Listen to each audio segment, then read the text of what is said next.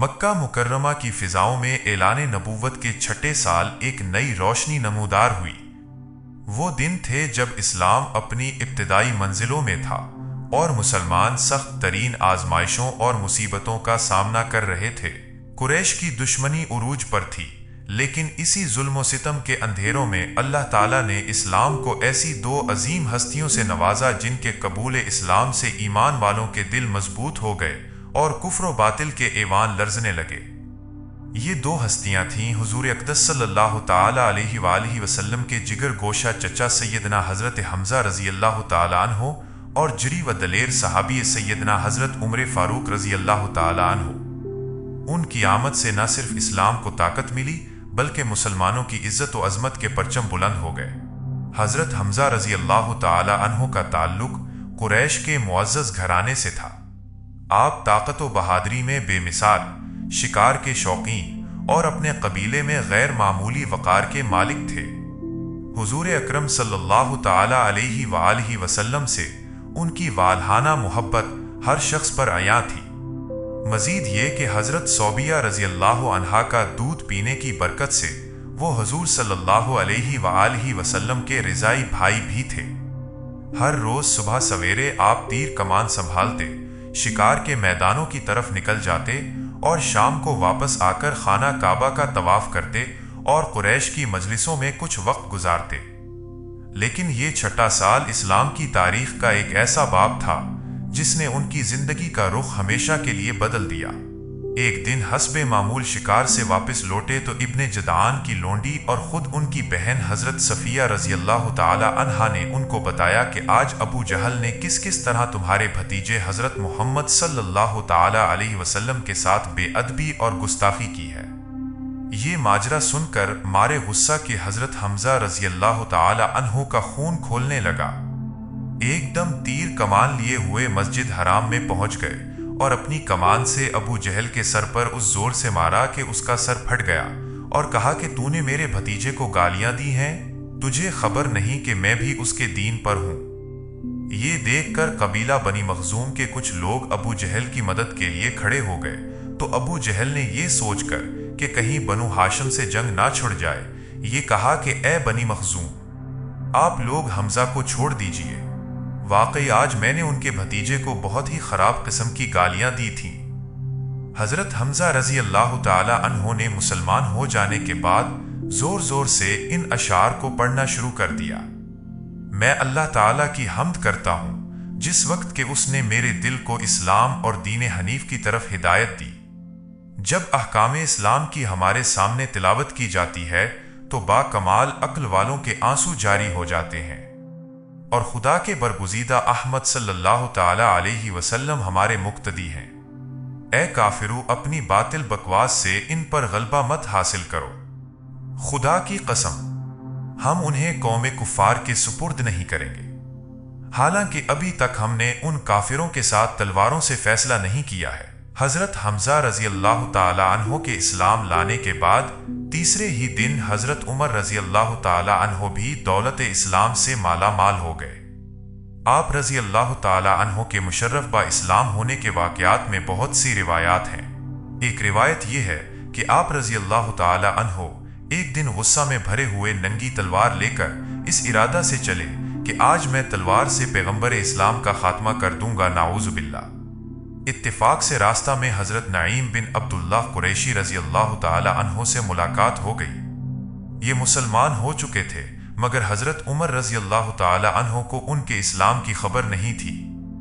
حضرت نعیم بن عبداللہ رضی اللہ تعالی عنہ نے پوچھا کہ اے عمر، اس دوپہر کی گرمی میں ننگی تلوار لے کر کہاں چلے؟ کہنے لگے کہ آج بانی اسلام کا فیصلہ کرنے کے لیے گھر سے نکل پڑا ہوں۔ انہوں نے کہا کہ پہلے اپنے گھر کی خبر لو، تمہاری بہن فاطمہ بنت الخطاب اور تمہارے بہنوئی سعید بن زید بھی تو مسلمان ہو گئے ہیں۔ یہ سن کر آپ بہن کے گھر پہنچے اور دروازہ کھٹکھٹایا۔ گھر کے اندر چند مسلمان چھپ کر قرآن پڑھ رہے تھے۔ حضرت عمر رضی اللہ تعالی عنہ کی آواز سن کر سب لوگ ڈر گئے اور قرآن کے اوراق چھوڑ کر ادھر ادھر چھپ گئے۔ بہن نے اٹھ کر دروازہ کھولا تو حضرت عمر رضی اللہ تعالی عنہ غصے سے بولے کہ اے اپنی جان کی دشمن، کیا تم بھی مسلمان ہو گئی ہے؟ پھر اپنے بہنوئی حضرت سعید بن زید رضی اللہ تعالی عنہ پر جھپٹے اور ان کی داڑھی پکڑ کر ان کو زمین پر پٹخ دیا اور سینے پر سوار ہو کر مارنے لگے۔ ان کی بہن حضرت فاطمہ رضی اللہ تعالی عنہا اپنے شوہر کو بچانے کے لیے دوڑ پڑی تو حضرت عمر رضی اللہ تعالی عنہ نے ان کو ایسا تمانچہ مارا کہ ان کے کانوں کے جھومر ٹوٹ کر گر پڑے اور ان کا چہرہ خون سے بھر گیا۔ بہن نے صاف صاف کہہ دیا کہ عمر سن لو، تم سے جو ہو سکے کر لو، مگر اب اسلام دل سے نہیں نکل سکتا۔ حضرت عمر رضی اللہ تعالی عنہ نے بہن کا خون آلودہ چہرہ دیکھا اور ان کا عزم و استقامت سے بھرا ہوا یہ جملہ سنا تو ان پر رقت طاری ہو گئی اور اچانک نرم پڑ گیا اور تھوڑی دیر تک خاموش کھڑے رہے۔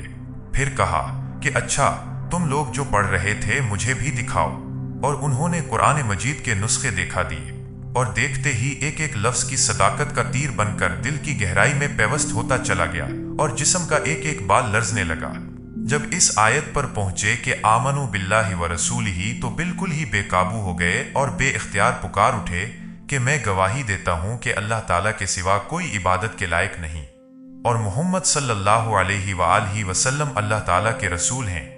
یہ وہ وقت تھا کہ حضور اکرم صلی اللہ تعالی علیہ وسلم حضرت ارقم بن ابو ارقم رضی اللہ تعالی عنہ کے مکان میں مقیم تھے۔ حضرت عمر رضی اللہ تعالی عنہ بہن کے گھر سے نکلے اور سیدھے حضرت ارقم رضی اللہ تعالی عنہ کے مکان پر پہنچے تو دروازہ بند پایا، کنڈی بجائی، اندر کے لوگوں نے دروازہ کی جھری سے جھانک کر دیکھا تو حضرت عمر رضی اللہ تعالی ننگی تلوار لیے کھڑے تھے۔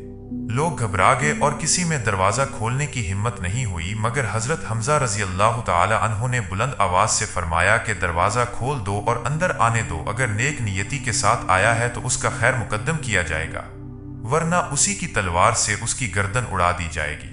حضرت عمر رضی اللہ تعالی عنہ نے اندر قدم رکھا تو حضور صلی اللہ تعالی علیہ وسلم نے خود آگے بڑھ کر حضرت عمر رضی اللہ تعالی عنہ کا بازو پکڑا اور فرمایا کہ اے خطاب کے بیٹے، تو مسلمان ہو جا، آخر تو کب تک مجھ سے لڑتا رہے گا؟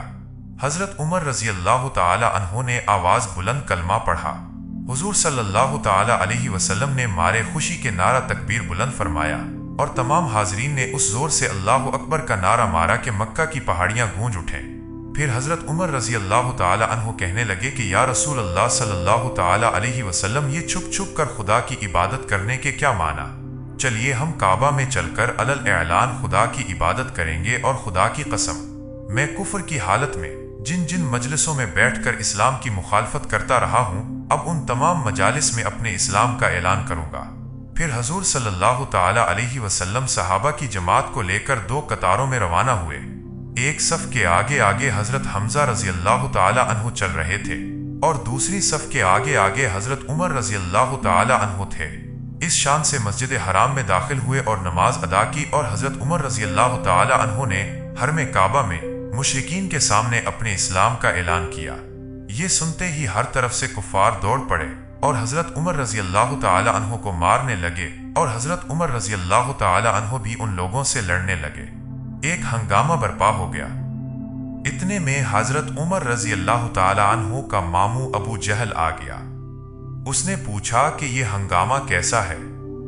لوگوں نے بتایا کہ حضرت عمر رضی اللہ تعالی عنہ مسلمان ہو گئے ہیں، اس لیے لوگ برہم ہو کر ان پر حملہ آور ہوئے ہیں۔ یہ سن کر ابو جہل نے حتیم کعبہ میں کھڑے ہو کر اپنی آستین سے اشارہ کر کے اعلان کر دیا کہ میں نے اپنے بھانجے عمر کو پناہ دی۔ ابو جہل کا یہ اعلان سن کر سب لوگ ہٹ گئے۔ حضرت عمر رضی اللہ تعالی عنہ کا بیان ہے کہ اسلام لانے کے بعد میں ہمیشہ کفار کو مارتا اور ان کی مار کھاتا رہا، یہاں تک کہ اللہ تعالی نے اسلام کو غالب فرما دیا۔